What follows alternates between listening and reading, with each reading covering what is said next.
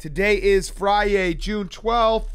And what are we doing here, guys? I feel like we're just in a weird waiting pattern. It feels like another Friday the 13th right now. I was shocked when it wasn't the 13th this morning. We're in a waiting pattern. We are, but we're excited now. Golf is back. Golf came back today. Brooks looks awesome. Brooks was out there in a tight shirt, mustache. How'd he do? He was okay. He's like, I think 5-6 strokes back, something like that. Bro, I was talking to Brooks. His shoes we're were trying awesome. to get him on before the Blake of the Year, and I was like, we're gonna do Blake of the Year soon. He's like, fuck, man, I gotta fucking play golf. I love it. And he was cussing on the open mic today. Yeah, he was like, nice fucking shot. He looks so good though. That mustache. I hope he doesn't shave it because he is one of those guys that if he committed to the mustache life, he could be a mustache guy forever. Instead, he's probably gonna shave it in like a week or two. Sounds like you're trying to get someone else on board. Well, he looks good. He does. The mustache works on him. People try it out. On a scale of you to Billy. Billy looks terrible. No, it's coming in. This is quarantine stash. It's coming this in. Isn't permanent. Yeah, it's a playoff beard. Yeah. For not having playoffs. When they blonde, come back, the just blonde axe it. stash is just not a look that people. Larry Bird kind of retired that. Well, kind of looks like Larry Bird. I'm cosplaying. Okay, he's cosplaying. Yeah, but no, Brooks looked awesome. I really do hope. Please keep the stash, Brooks. I hope he does too. I could also see a world where Bryson DeChambeau shows up with a stash next week because he's just copying everything. Jacked, right? He's Did you copying guys everything see that this Brooks video? does. What? He put up an Instagram video about what he did during quarantine. It's like 15 minutes long. He doesn't speak a single word. It's just a highlight video? Yes, it's got music and it's like Does he have, a like, visual what a story. douche. It is. Antonio Brown's video editor is Bryson now working douche. for Bryson DeChambeau. Bryson the chimpanzee. Oh, gross. Yeah, he's trying to do everything that Brooks already made cool about golf, which is getting jacked up. But you're not jacked. I guarantee you, No. Bryson's Bro, muscles. your name's Bryson. Bryson's muscles are like, hey, I'm way too cool to be hanging out with a guy named Bryson. Ugh, gross. All right, so yeah, Brooks is back. He's -2, tied for 39th. 15 minutes. I root for two golfers. 15 minutes long. Brooks Koepka in the course. and then three golfers. See, now I root Brooks for two Koepka, golfers. the course, and then for a swarm of bees to attack Bryson DeChambeau. And Phil when he's in the state of New York, it was like, "Foo!" Yeah, that's pretty bad too. It was weird with no fans though. Like all the golfers thought that they were being the first person to hold the ball up after they made a long putt and salute the fake fans that weren't there. They thought that was a big funny thing. I actually thought that it was completely normal, in the fact that I just didn't watch because it was golf on a Thursday. Well, they got me. Good job, NBC Gold, making me buy because I didn't want to watch the Darren Rovell simulcast. That's a great. Wait, you didn't watch it? I thought you had to. No, I didn't watch it. I watched the NBC Gold one. I thought you had I paid to.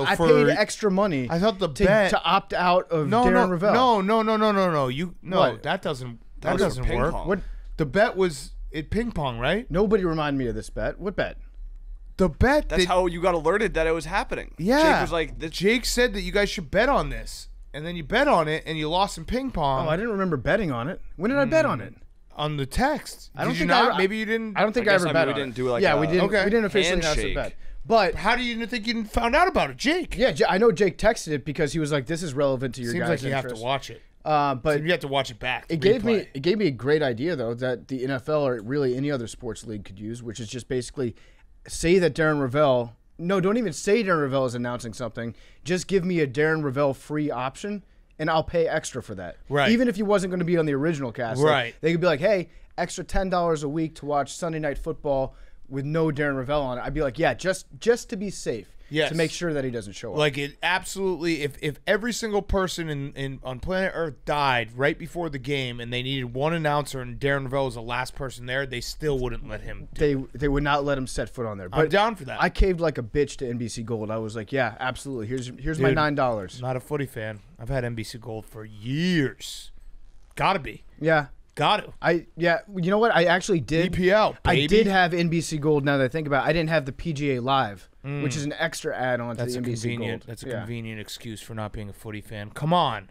EPL's coming back, actually. Wait, when is EPL? MLS is coming back, too. Who Rivalry cares? week. Who cares? It's 6 weeks of Rivalry week. That Galaxy guy who got fired or he got Neil deGrasse released. Tyson? No. The Ibrahimovic. the LA Galaxy player got cut because his wife said racist things. Oh yeah. I stared at that story for like 2 minutes, and I couldn't even muster a feeling because I was like, I don't know. Like Emma, like I don't fucking. Who is this guy? I don't know. Yeah, to me it felt like it was a player who was probably going to get cut anyways, and they're like, we're going to make a big deal out of this because we can also get a pat on the back. Like sometimes you'll say, oh, I don't care, but you obviously care underneath. I couldn't. I did some soul searching. I was like, what are feelings are you going through right now? And they were none. Yeah, backup midfielders, girl, not even wife, right? It was like backup midfielders. I think it was his wife. Yeah, wife. yeah. Okay. It was just like I don't have a take. I don't know. I have no feeling. I couldn't muster a feeling. But shout out to Adam Schefter for addressing another controversy in the NFL today. So the NFL announced that they were going to pay $250 million towards combating social justice over the course of the next 10 years. Right. Now, if you're a cynic, you might say, oh, that's $10 million less per year than what Roger Goodell makes personally. Right. But if you're Adam Schefter, you got to spin it a little bit. It was a great spin zone. Carry that water. He goes, this should put down all the naysayers that don't think that the NFL is in this for the long term. So they're Mission accomplished. They're spreading it out over the course of 10 years, not because it's easier to pay, but rather because they want to show that they're invested in the long term. Like the bets or the Mets are invested in Bobby Bonilla for the long term. That's why they signed a 30-year contract. Verbal meme. It's Roger Goodell, and it's we got him, and then in parentheses racism. Yep. We got him. Racism. Got him. Got his ass. And then it's Adam Schefter quote tweeting that and saying this is powerful. Yeah, this means something from the top of the top of the pyramid chain. That's I missed that. I also the one thing I did see about the NFL is that the NFL is allowing them to protest. So is the protest now to not protest? Well, I thought you can't protest. Like if someone says, "Hey, go ahead and protest," it's not a protest. That's not a protest. You have to now stand for the national anthem to protest the ability. Be like, no, you don't tell me what to do.